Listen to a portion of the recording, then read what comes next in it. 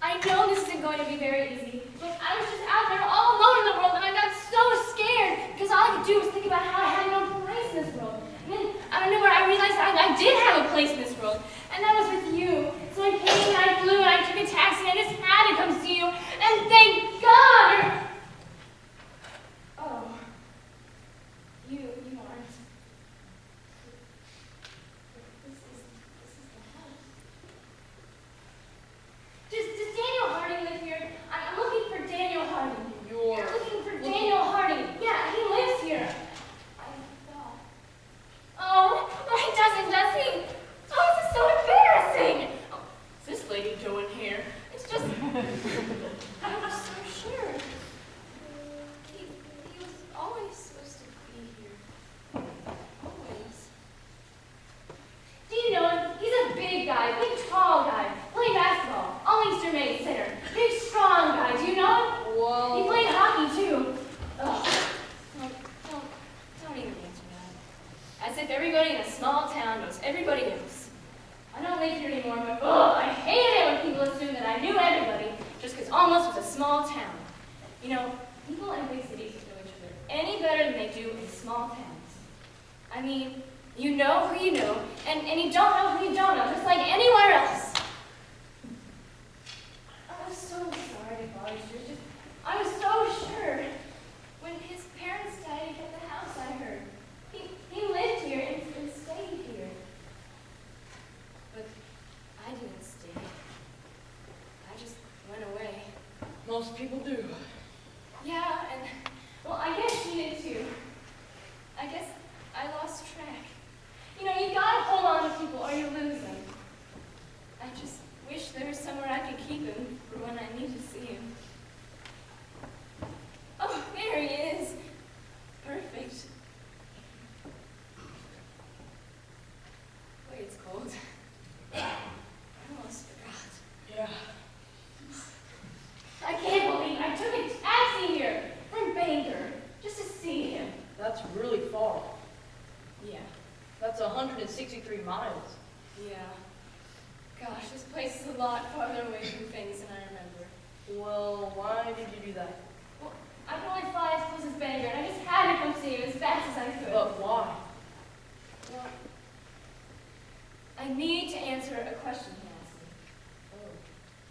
The last time I saw him, he asked me this very important question, and I didn't answer it, and, well, that's just not a very nice thing to do to a person. Well, that's being a little hard on yourself, don't you think? He asked me to marry him. Oh. And you? I didn't answer him. Well, I didn't answer because I didn't have an answer at the time. I mean, I was going to college, and here I was, the night before I'm about to go out to the world to do what I hoped and dreamed, and he asked me, will you marry me? And I mean, come on, I was leaving for college in the morning. What was I supposed to do? I don't know. And I told him I had to think about it, and I'd be back before the sun came up with an answer. But then I just left. I left him standing right there. And I didn't come back with an answer before the sun came up. Or at all. Well, that sounds like an answer to me. But that wasn't my answer. I just went out into the world, and that's not an answer. And I think, What? well, I think he thought I was going to say yes.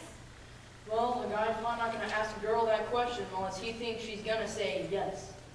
I know. And I just imagined that he waited up all night for me.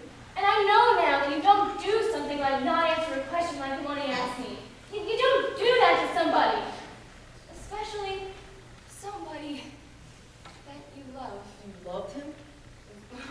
I don't know. I mean, we were kids. I do.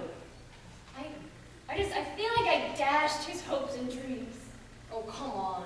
You give yourself too much credit. He was young. That's all you need to get your hopes dashed. Be young. And everybody starts out young, so everybody will get their hopes dashed. And besides, I don't think he really dashed his hopes. Because if you dash someone's hopes, well, that's kind of a nice way to let them down. Because it hurts. But it's quick. If you would have said no, that would have been dashing his hopes. But you didn't say no. You said nothing at all. You just didn't answer him. And that's killing hope the long, slow, painful way. It still just hangs in there, never really goes away.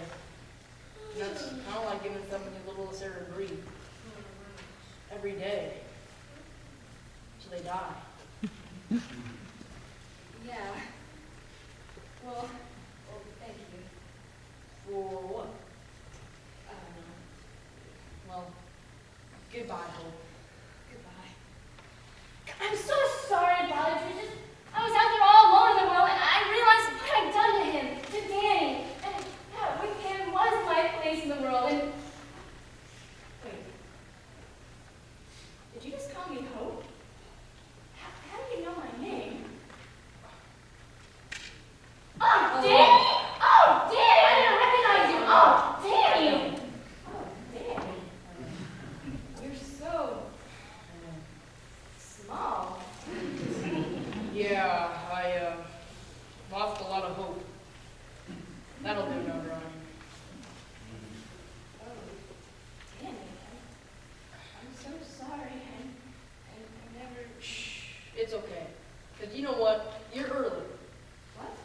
You're early. You said you'd be back with an answer to my question before the sun came up, and, well, geez, I'm crow. The sun's not even close to being up yet. It only went down a few hours ago. I mean, look how early you are. That's really good. So, taxi all the way from Bangor? Yeah. Tell me, Honey? Dan? Hon? Who's there? just somebody needs directions. It's awfully late for directions. Listen, Suzette, I'll be right in. Okay. What? I hope you find it, Hope. Your place in this world. Bye. Goodbye, Jane.